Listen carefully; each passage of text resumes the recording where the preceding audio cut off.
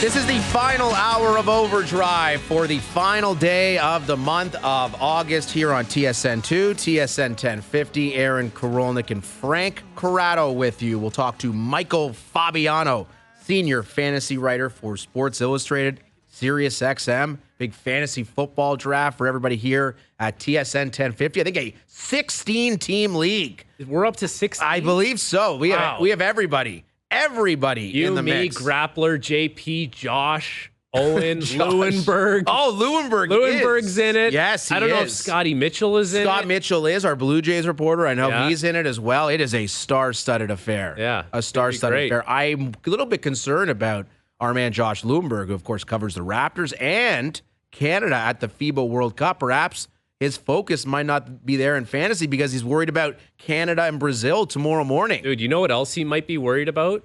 When myself and Brendan Dunlop did the show, we talked about you, actually. You came up and how Nice. He invites you to play basketball, but you never partake in it. Correct, yes. And we mentioned this.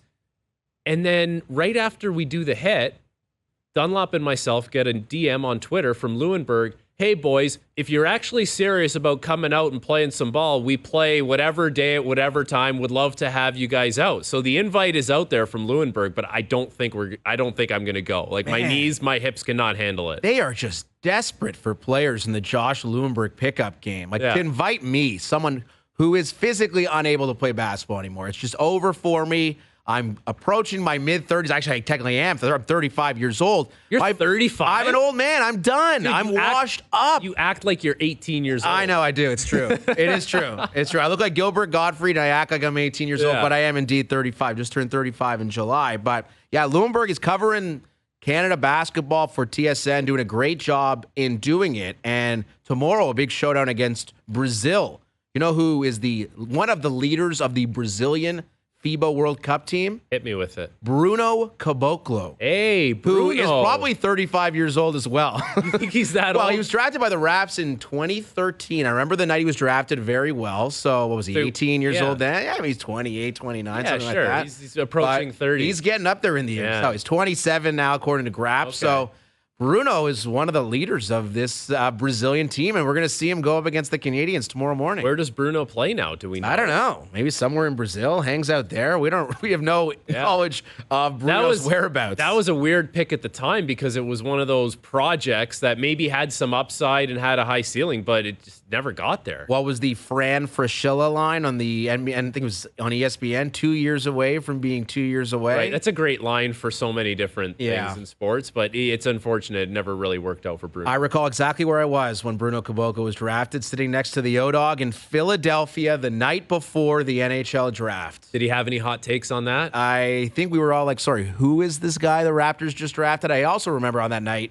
in Philadelphia, we're sitting in the hotel bar. The O-Dog picked up the tab for like 9 or 10 people. He's just like, we should get some Philly cheesesteaks. What a classic. And he goes over to the concierge or whatever. He's like, can I give you X number of dollars? You go find us some Philly cheesesteaks. The guy's like, all right. And then half an hour later, we were mowing down on some Philly cheesesteaks. You know, that's all class. That's pretty revolutionary. You know what that is? That's Uber Eats before Uber Eats actually existed. I don't think Uber Eats did exist at that point. 2013. Uber would have been just starting out at that time in some cities. It wouldn't have even been everywhere. That was Uber Eats way before its time. Yeah. Well, Canada has to contend with Bruno, which is no easy task, especially in FIBA basketball, where Bruno's game, it's matured over the years. Right. So we'll see what he's got. Canada's just been so exceptional in this tournament so far. The best point differential, better than the Americans through the first 3 games. How surprised are you at that? Like, I think there were some people coming into this tournament saying, let's tamper our expectations a little bit on this being the best Canadian basketball team ever assembled because Jamal Murray is not here, and we just don't want to set expectations too high. But, man, they've kind of shattered everything in that regard, and they've been really good. Well, in the second half of games especially, they're just destroying teams. France and Lebanon, most recently Latvia. Yeah. They just get crushed by the Canadians How happy in the second half to see them beat Latvia after their national holiday for the bronze medal back in the spring. That one, little extra satisfaction. You had to bring that up. That. You know, Darren Dreger, I think I called me an embarrassment, and I'm sure our audience is wondering what you're referring to. When Latvia got a bronze medal in the World Hockey Championships, they had a national holiday to commemorate the achievements. And I thought that was ridiculous at the time. I still hold true to my assessment of the situation, but I think I am all alone. So Latvia, I mean, they could still qualify. Or would they eliminate? Yeah, Latvia did advance past the group stage. They're in the same group with Canada and Brazil and Spain, I believe. Right. So we'll see how they do in the second group stage at the FIBA World Cup. But not a fan of their decision-making when it comes to politics. No, that's all right. Listen, they had their day. Now you had your day to talk about it. I did. So I am very curious, Frank, where our next guest stands on her allegiances. Michelle Beadle is on the line. She's the host of Beadle and Decker, Run It Back on FanDuel TV. And my understanding is that she spent a part of her career in Peterborough, Ontario. Now, she's an American. She works for Mad Dog Sports Radio. Is Michelle Beadle supporting the Americans or the Canadians? Let's find out. She joins us here on OverDrive. What's up, Michelle? How are you? I'm good. How are you guys doing? We're fantastic. So has your time in Peterborough made you align with the Canadian team at the FIBA World Cup, or are you riding with the Americans? Oh, man. I mean, that's it. Look, first of all, you guys have a heck of a roster. It's kind of fun to look at. I'm loving that, you know, guys like Karl Anthony Towns are finding homes on the Dominican team. Like, FIBA makes everybody just have a great time. But, I mean, I guess I have to go America on this one. Although, where does Italy factor into that? Because you are born in Italy, are you not? Yeah, I know. I feel like that should be number one, That's and right. then we go from there. But either way, whatever happens, it will be the world champions that comes out of this tournament, and we can stop talking about that. Very nice. And you're, of course, referring to Noah Lyles, the sprinter who made those comments that really drew the ire of a number of Americans, notably Durant and Devin Booker. Like, people were melting down about the idea of the NBA champions being world champions. Where is it you stand on this debate, Michelle? You know what's funny about that is my mom was Italian, and English was her third language. And I remember when I started to love basketball and she would watch with me, she asked me so many times, why do they call themselves world champions? And I always was like, well, da-da-da-da.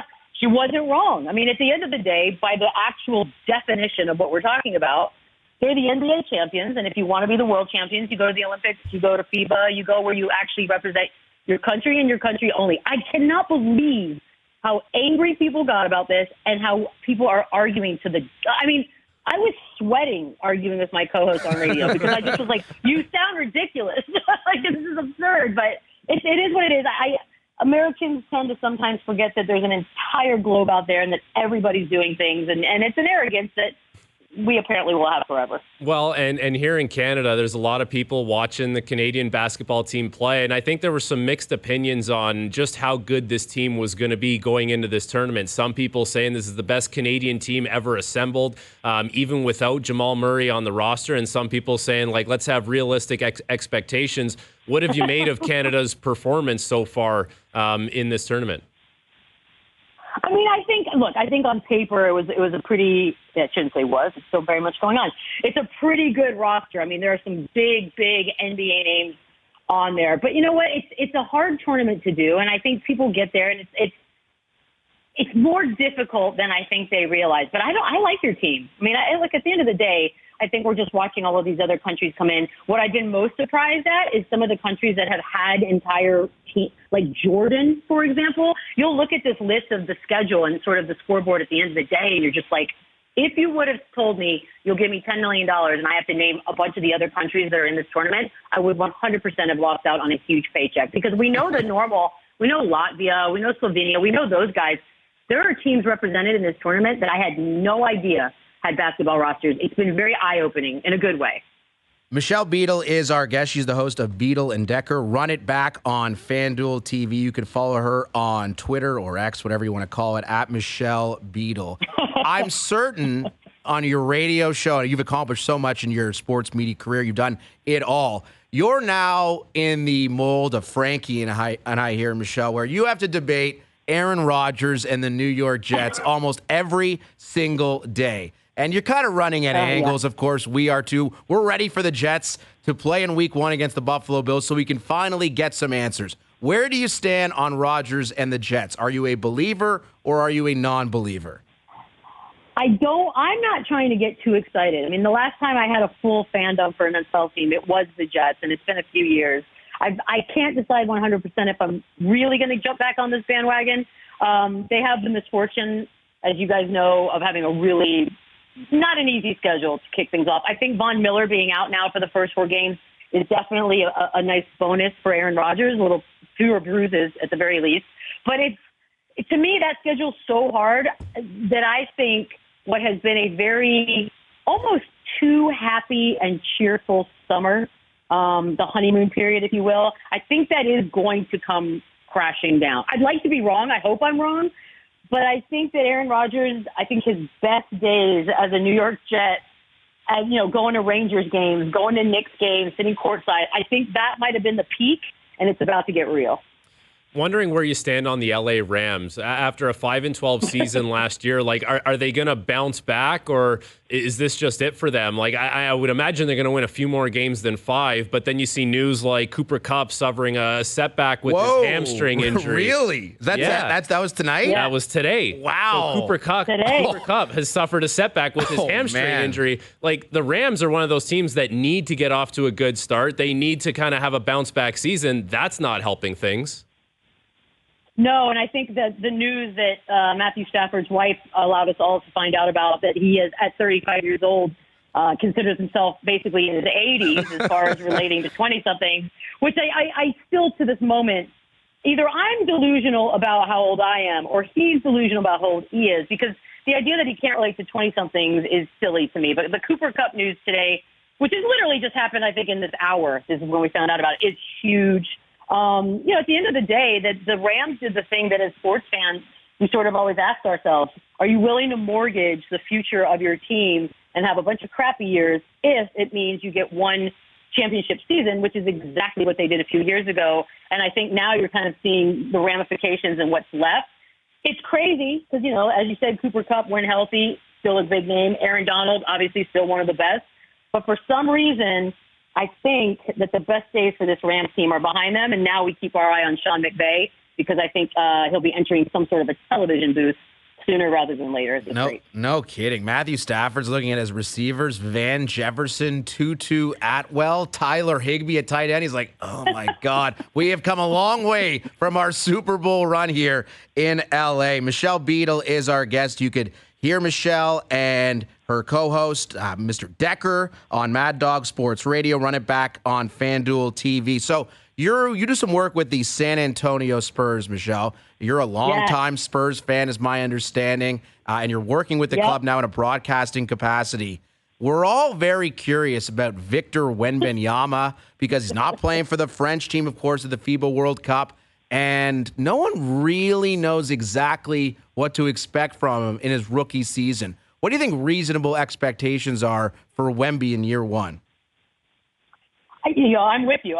To me, it's the mystery that we will hopefully solve quickly. But, knowing the Spurs, he will be insulated now. He will be isolated in the sense of, they do, depending on how you look at it. As media, we think it's a horrible job, right? Because as media, we want access. We want to know what's going on. We'd love to have as much information as possible. Spurs do a great job of not giving us that. And it's sort of everything's behind closed doors. I think now there's a lot of training. There's a lot of nutrition. There's a lot of strength building. It's no secret. He's very thin. I finally got to see him up close and personal. And the rumors are true, guys. He is thin, very, very thin. And I think for a team that, there's no championship run coming in the next season, probably not the second season after that as well. But it's a young team, teenagers, 20, 21, 22, 23. We've got young guys on this team. They seem to be bonding very, very quickly. They are spending a lot of time together. I mean, Jeremy Sohan has already gotten Wemby to dye his hair platinum blonde with different colors. So if that's a sign of how well they're getting along and what we can sort of expect when October rolls around, great. As far as changing the entire standings and their win total from last year, I know. I'd like to think we'd have a few more wins, but I don't think you should plan a parade quite yet.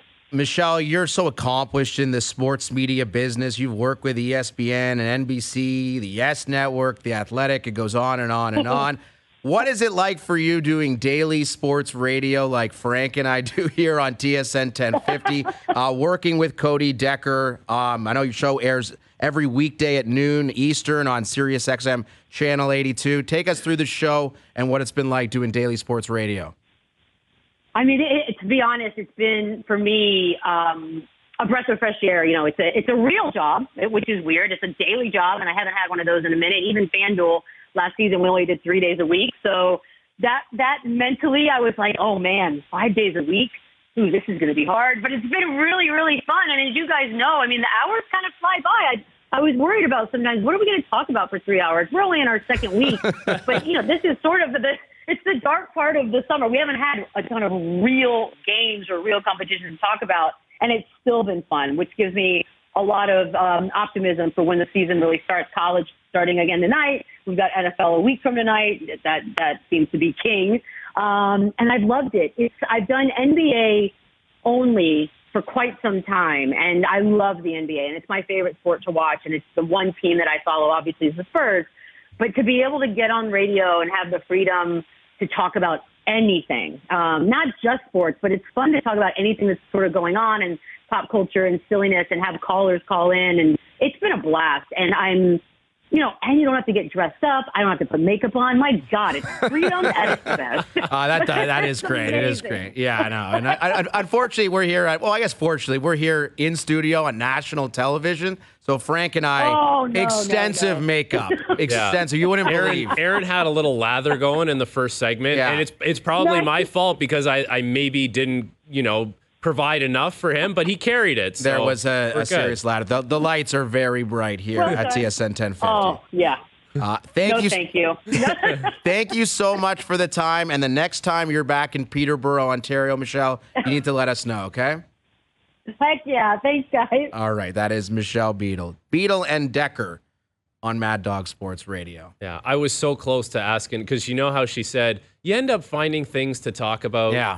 I was like, well, what we were just talking about. That's where you were going to go. That's where I was going to go. We were just talking about? There's a podcaster who asks men to see their checking accounts before they go on a date. That would have been a good. Let's call Michelle back. No, we can't do it. We can't see do if it. She wants to answer that question. But Michelle articulated it so well. This job, and people believe when you do sports radio. I've been working in sports radio my entire professional career, and I love how you used air quotes. Well, I mean, and that's kind of the average, almost connotation that a lot of my friends have. It's like, oh, your job's so easy. You talk about sports. But some days, especially in the summertime, Frank, and you're well aware of this as much as anyone, you sit down, you look at your list of topics, you're like, what are we going to talk about today? Yeah. Like, how are we going to fill our 12 segments? I do this 3 hours. I go through the four major sports, okay? I always start with the NHL. And we had Keith yesterday. We had Matthews. We talked about that. NBA, nothing. NFL today, basically nothing. It's quiet. Very quiet day. There's some minuscule things that happen in the NFL. Jays don't play today. So what were we talking about?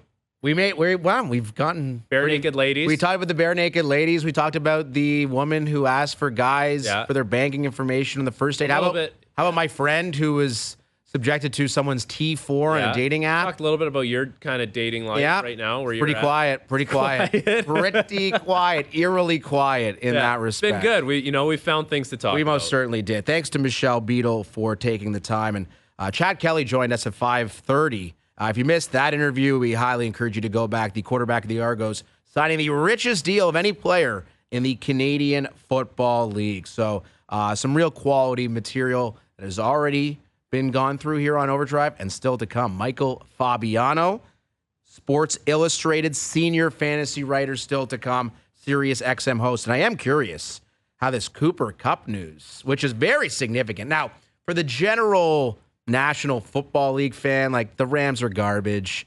Cooper Kupp's on a team that's not going to contend. But they're 2 years removed from winning a Super Bowl. How did they get so bad so quick? Well, you trade all your draft picks, you get older, you're not as good, and all of a sudden. That's it. But, I mean, they still have Aaron Donald on D, and they have Matthew Stafford, but that might be it. really with the So Rams. is 5 wins even a Well, reach for I mean, them I don't this think year you with could- Cooper you could- Kupp being hurt? Well, and again, we don't know how serious this injury is. He re-aggravated his hamstring injury. Yeah. Now, Cooper Kupp's 30 years old, suffered a couple of serious knee injuries. Hamstrings are ones that tend to linger and they Yeah. come back around. Exactly. You need to take your time with it. And those guys are using their hamstrings more than anyone. Yeah, so, I mean, if he's out, I'm curious to know Michael Fabiano's take as a fantasy football expert. Stay away. It could be a stay away. I think it's one of those picks that's like super overrated pick. Like you'll take them later, but I mean, how much later are you talking? I don't know.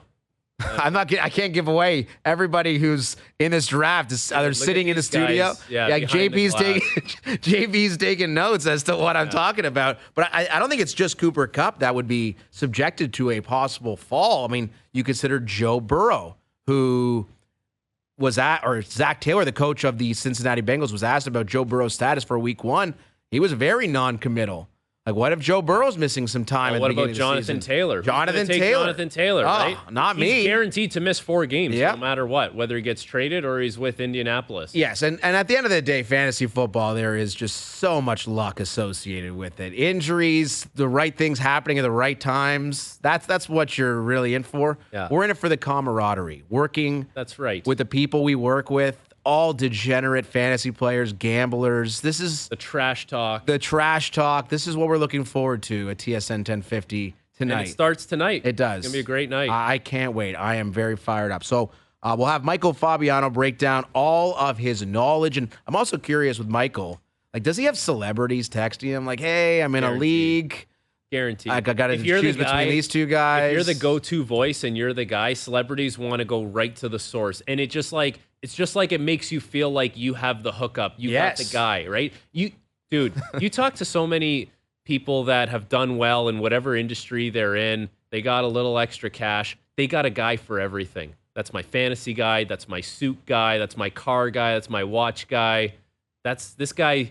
You're is right. A lot of people's guy. Do people ever text you for fantasy hockey advice, considering you're... Yeah. I had a good one come up recently, actually. Someone asked me, I believe it was, they're playing in a keeper league, and they wanted to know if they should have Moritz Seider or Thomas Chabot on their team. And I would argue that Moritz Seider is the more complete player, probably the player that I would want on my team. Point production, Shabbat. Point production, Chabot is going to give you good point production. Seider could too, but... I also didn't know like his block shots count in your league, all that kind very of stuff. convoluted, very convoluted. It's interesting you bring up Thomas Chabot, of course, of the Ottawa Senators. A better chance that we didn't get to when the Grappler presented them earlier in the first hour was better chance to make the postseason this coming season, Ottawa or Buffalo. Ooh, that Which is a good side one. do you lean towards? I think I lean towards Ottawa at this point. I do. I think their goaltending situation has been shored up. And I don't just think it's Korpisalo. Like, I think it's Korpisalo plus Forsberg. Like, I think it's got to be deployed as a tandem and both those guys playing well.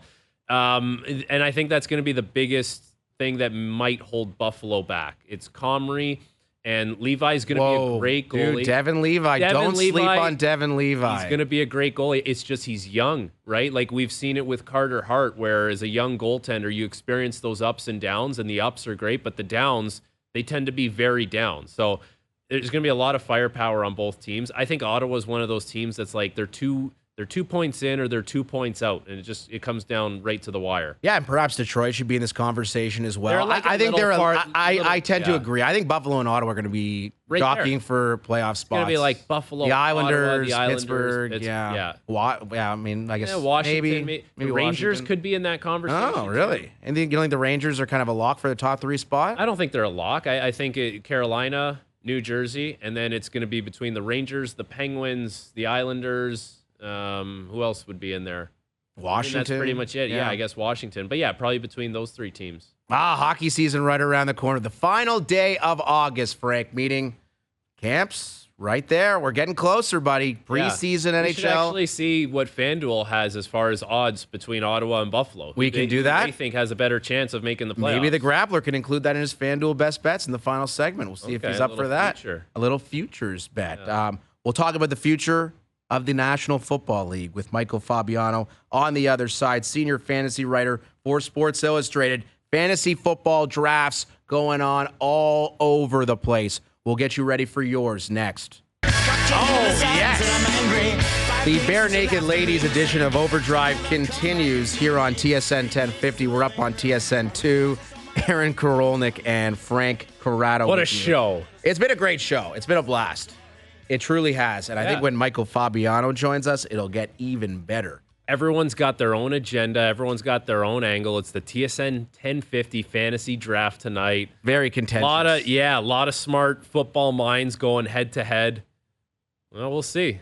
Overdrive is brought to you by FanDuel, bringing you everything from the opening line to the final score. I did mention before the break, perhaps the Grappler would present the odds of both the Sabres and the Senators making the playoffs this upcoming season. Graps, I don't know if he's on the phone right now with Mr. Fabiano. I can just tell you, Frank. Yeah. Buffalo, according to FanDuel, slightly more likely to make the playoffs than Ottawa, which did surprise me because Ottawa, a very popular team last year. A lot of pundits were saying that the Senators were going to make the playoffs last year. Now they've got Chikrin, they've got Korpisalo for a full year. They're going to have a healthy Josh Norris, which I think is a big deal for them. Young players progressing. Kubalik is a very good top 9 forward. Vlad Tarasenko, if anything, they're better equipped this year than they were last year. But Buffalo is in that same boat. Like Buffalo's going to be their players have progressed one more year. All right, let's get to it. I can't fired wait. up Here we all go. afternoon to welcome in our next guest. His name is Michael Fabiano. He is the senior fantasy writer for Sports Illustrated, SiriusXM, and he joins us here on Overdrive. Michael, what is your life like on the day-to-day around this time of year, considering I'm sure you're in like 20 fantasy football leagues and you're getting hounded by everybody you know for fantasy football advice? That's basically it. Yeah, getting hounded by everybody I know.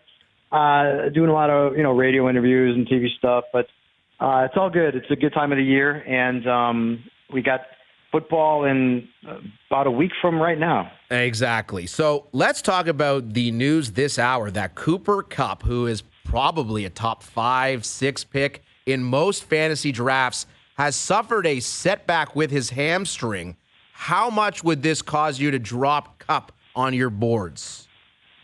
Well, I'm going to have to, and I'll certainly be doing that tomorrow when I readjust rankings, which is a daily process at this point.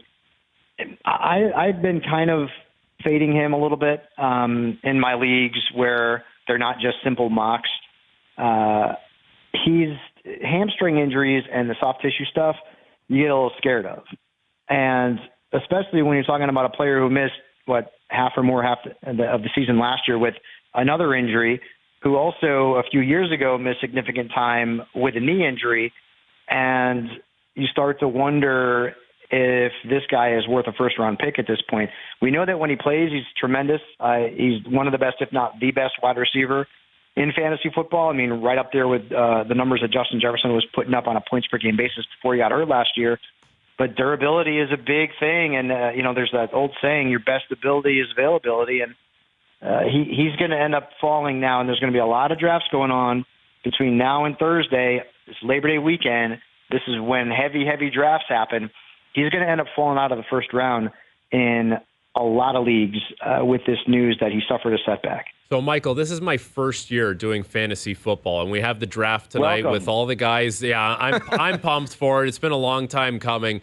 But I got a call today from one of the guys that's in our league that's doing the draft tonight, and he goes to me, "Are you going to do the 0 running back strategy?" And I said, "What is that?" He goes, "Well, you don't draft a running back for the first 5 rounds." And I'm like, are you messing with me right now? Are you trying to get in my head? But he said this is a real thing. Can you explain what this is, and do you recommend it? I have always been a running backs truther. Ever since I started playing fantasy football, it didn't matter. I was getting running backs early, and especially in the first round. And I'm going back to LaDainian Tomlinson and Marshall Faulk and Priest Holmes. I mean, way back when. Well, at least for me, this is back in the 90s. So I never subscribed to this. I thought it was a foolish way to construct a draft build. That's not the case anymore because the league has changed. You see the disrespect that running backs are getting in real football in terms of the contracts. Not that it's not a very important position in fantasy football, but it is. It very much is. But there's so many committees now. There's so many question marks. Jonathan Taylor is out 4 games and maybe more, and who knows who he's playing for when he comes back, if he comes back.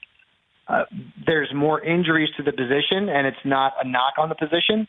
It's just a very physically grueling position. They touch the ball the second most behind the quarterbacks when it comes to the offensive side of the football. So in the past, we were able to lean on the LaDainians and the Marshall Faulks. They were putting up the big numbers. And then there have been great running backs in recent seasons, too. I mean, when McCaffrey's been healthy, he's been fantastic. Derrick Henry's been fantastic. So the problem is there's now a shortage of those kind of backs. And we're no longer willing to take chances on backs that might have popped in a previous year for a small sample size. I'll give you guys a couple of examples. Do you remember Monte Ball in Denver? Now, Monte Ball was a back out of Wisconsin who, because he played in Mike Shanahan's offense, all of a sudden this guy was projected to be a second-round pick. He was terrible. Zach Stacy, who has since had a lot of off-field issues, for the Rams, had one good year, and it wasn't even great. And then people drafted him pretty highly the following year, and he didn't pan out. We're not doing that anymore. We're going to the wide receivers where we know that the NFL is a passing league, and these guys are going to put up numbers. And for the most part, I mean, wide receivers get hurt too. Look at Cooper Kupp. Look at DeAndre Hopkins last year. But typically the position is not going to see as many injuries. And the reason why I've actually used zero RB a few times this year is because of this wide receiver heavy philosophy and then grabbing quarterbacks in the first 3 rounds where that typically didn't happen. Now you're seeing Mahomes and Jalen Hurts and Josh Allen and maybe Joe Burrow sneaks into the top 3 or 4 rounds. We're seeing more running backs kind of fall to round 4, 5, 6, and 7. So say, for example, you draft, I'm just throwing names out there, A.J. Brown, Jalen Waddle, and then you get Calvin Ridley in round 3. And then in round 4, maybe you take Joe Burrow, or maybe you take one of the top tight ends, maybe you take a T.J. Hawkinson. When you get into rounds 4, 5, 6, and zero RB is, as you mentioned, 5 rounds without a running back. Even in round 6, 7, 8, there's going to be players out there at running back that are not bad. Now, are they sure things? No. But Cam Akers might be out there. Rashad White might be out there. James Cook might be out there. J.K. Dobbins, Ken Walker, James Conner. All these guys who have a clear path to workload and are going to get touches. Now, whether or not they do anything with the touches, we'll see. But that was never the case in the past. Like, in the past, Cam Akers coming off a really good second half of the season last year would be a top, 36 pick. But not anymore, because we've kind of cooled off of the running back craze, and now we're getting into the wide receiver craze, especially with more people playing PPR leagues where you get a point for a catch. So I flipped. It's like I'm a Star Wars dork, right? Like, so remember what Yoda said to Luke in Empire Strikes Back. You must unlearn what you have learned. And for 20 plus years, I learned that I needed to lean on running backs, but that's not the case anymore. So doing a zero RB strategy in a 10-team league, I would advise.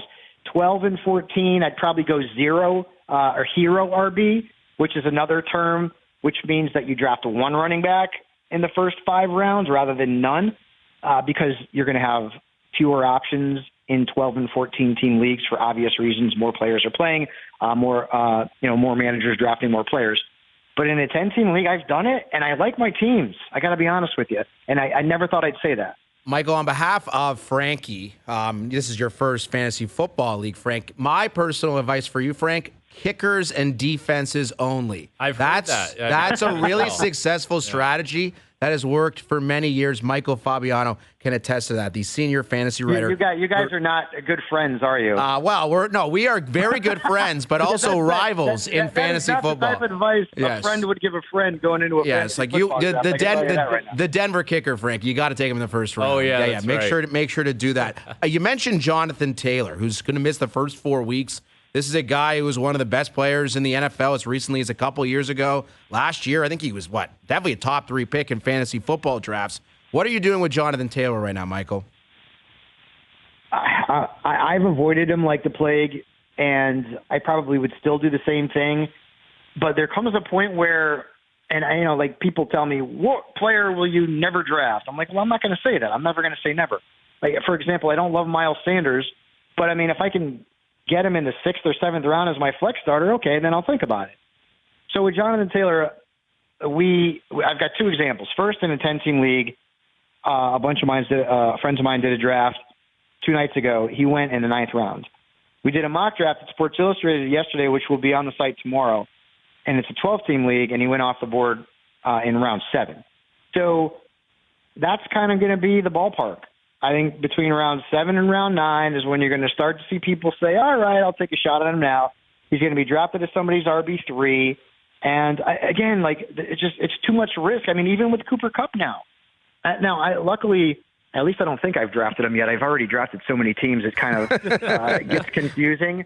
And, like, honestly, like, you guys laugh, right? But I'll go back and look at a team that I drafted like 2 or 3 weeks ago, and I'm like, oh, I got that guy. Okay, cool. You know, like, because I just don't remember. I don't know that I have a lot of Cooper Kupp shares, but I don't want to risk, like, Jonathan Taylor is a 1st, 2nd, or 3rd round pick. I don't want to risk that. It's too much draft capital. It's too valuable for me. I don't want to mess that up. And with Cooper Kupp now, I think that's going to be the case. And he's going to drop out of the 1st round, and you could see him fall maybe, into round 2 or, dare I say, round 3, depending on, how many people are in the league. The problem is when Taylor comes back, do we know if he's 100% healthy? They've talked about the ankle. I don't know if it's true or not because he didn't want to play for the Colts, obviously. So, my ankle's sore. Yeah, I have no idea. And when he comes back, does he play for the Colts? And honestly, if he's hurt, how in the world did the Colts expect, or Jonathan Taylor's people expect, to get any significant draft capital in return for him? Like, there was a report out there that, like, the Colts asked for Jalen Waddle in return. Why would you trade Jalen Waddle if you're the Dolphins to the Colts if Jonathan Taylor's ankle's really jacked up and he can't play for the first month of the season? So it's I'm not a riverboat gambler when it comes to my valuable draft capital. I'm not going to mess with it. But if he falls into round 7, 8, 9, and he's maybe a flex starter for me, and he could be that chip that puts me to the over the edge in the second half of the season, then maybe I'll take a chance on it, depending on what my backfield looks like. But a guy like Taylor right now is obviously a big risk, and now Cooper Kupp is in that category as well. Not as much as Jonathan Taylor, but certainly now not a player that's a guaranteed first-round pick. Well, we've talked about some of the more higher-risk plays, maybe some of the more unconventional things, but ultimately people want to make safe picks. If you're right. looking at a top 5, safe picks, who are you looking at in that top 5? Right now, my top 5 includes JJ at the top, so that's Justin Jefferson. Jamar Chase is 2. I've got McCaffrey at 3. And listen, McCaffrey had a really good year last year. I know there was a report earlier today that said that the Niners were going to, potentially not use him as much as the Panthers did. That's not necessarily a bad thing in fantasy. You want to keep the guy healthy, and he's still going to produce, good numbers. And I think at this point, at number 4, it's going to be hard to go against either Austin Eckler or Tyreek Hill. So those will be 4 or 5. And I would have said Cooper Kupp, but now, I think I'm probably going to push him out of round 1. Like, I can see Cooper Kupp going probably in the area where, like, Devontae Smith and Jalen Waddle go now, which is round 2, or maybe at the turn in round 3. Hamstring injuries are not something you want to mess with, especially a wide receiver. I mean, running back as well. But that's a massive red flag, So if you're having your draft and Cooper Kupp falls to you in round 3 and you feel like you're okay with that because you want to have that discount on him, then that's fine. Cooper Kupp's not a first-round pick right now, and I don't know that he's a second-round pick. Michael, thank you so much for the time tonight. Are you okay if I text you for my own personal assistance during our draft tonight? Would that be something you'd be open to? If you need some help, and I am available, and I'll probably be just hanging around. Yeah, wow. I will absolutely text you back and give you a little bit of help. Trust me, you will not be the only person doing that tonight. All right, maybe we could FaceTime throughout my draft, Michael. You might even be the biggest celebrity texting Michael. No, I find that hard to believe. There's got to be. Who is the biggest celebrity, Michael, that has messaged you in the last week about fantasy football advice? Let's see. There's a long list. What a Rolodex. I have a lot of people that are good friends that I'm in leagues with. It might be Miz, but Jerry O'Connell texted me too. Oh, Jerry O'Connell from Sliders? No way. Oh yeah, he's a really dear friend. He's a great guy. He loves playing fantasy. Nice. We have a draft next week on Tuesday. It's the Allison Chains draft. I don't know if you guys are familiar with that band, but good buddies of mine. And the league includes Jerry Cantrell from Allison Chains, Mike Inez from Allison Chains, Duff McKagan from Guns N' Roses, Michael Bublé, The Miz from WWE. Wow. Jerry O'Connell's in our league this year. Scott Ian from Anthrax is in the league. There's some other people too, 10-team league. A lot of really good dudes. And I had won the league 2 years in a row and 3 of 5 years. And then I was in the championship against Miz last year and I got beat. And I think they were going to throw me out of the league if I won it 3 years in a row. But that's going to go down in history as one of the worst losses in my history of fantasy, fantasy football, because me and Mike are like, we just like to squeeze each other's shoes, let's just say. Well, you were either getting kicked out or you're getting power bombed by the Miz. Exactly. One of the two. Right, no, yeah. I'm in one league where Mark Henry, the world's strongest man, is in that league. Eric Young, who's a wrestler. Like I'm in a Mickey James. You remember Mickey James? She's a great women's wrestler, and every one of the people in that league kicked my ass. I could beat them in fantasy football, and that's probably about it. Yeah, I can relate to that. Michael Fabiano, thank you so much for the time. Best of luck, because again, we're still 7 days from the kickoff of the NFL, so you have many more drafts, many more interviews, and many more articles to write. We really appreciate your time. All right, my pleasure, guys. Take care, and good luck in your draft. Thank you. Michael Fabiano from Sports Illustrated. Jerry O'Connell. You ever see the show Sliders back in the day? That's probably a little bit before your time. Seen Sliders. The 4-year age gap between us, I think that's where Sliders falls in. 5-year age. 5-year age gap between us. Yeah, Sliders. But you're an late old 90s. soul. You're an late old 90s. soul. Used to love watching Sliders. Yeah. Where they went to like different dimensions every episode. Do you know what the Miz, his like catchphrase is? Nah, I don't. I'm not the biggest wrestling guy. Are you aware of this? Yeah, he's like, I'm the Miz and I'm awesome or something like that. Yeah. All right. The Miz. I'm pretty sure the Grappler says the same thing. I think he wakes up every day. Yep. He will join us next for the FanDuel Best Bets to conclude a very busy Thursday here on OverDrive. TSN 1050, TSN 2. We're winding down here on OverDrive. Aaron Korolnek, Frankie Corrado, the final Bare Naked Ladies song of the afternoon. We've gone through most of their catalog, Frank. It's been a great day. It's been a blast. Had a great time with you. Yeah. As always. A couple of breaking news items. We talked about Cooper Kupp's hamstring setback. That's one. Josh Donaldson claimed on waivers by the Milwaukee Brewers. Wow. And the Toronto Blue Jays, who are off tonight, they take on Colorado, the first of 3 tomorrow from Coors Field,